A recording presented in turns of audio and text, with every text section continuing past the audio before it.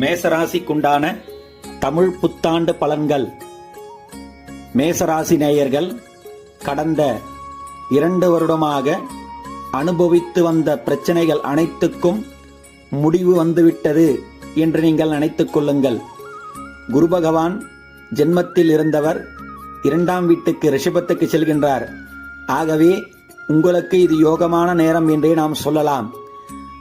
ஆண்டு தொடக்கத்திலே அவர் மாறுவதால் உங்களுக்கு இத்தனை நாள் உத்தியோகத்தில் தடைப்பட்ட விஷயங்கள் அனைத்தும் மாறி உத்தியோகத்தில் பதவி உயர்வு கிடைக்கும். உத்தியோகம் இல்லாதவர்களுக்கு உத்தியோகம் கிடைக்கும்.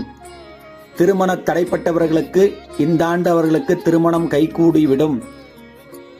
குடும்பத்தில் பிரச்சனைகள் அவை அனைத்தும் சரியாகிவிடும். மாணவர்கள் நல்ல மதிப்பெண் எடுப்பார்கள். ஆக மொத்தத்தில் 2024 உங்களுக்கு நன்றாக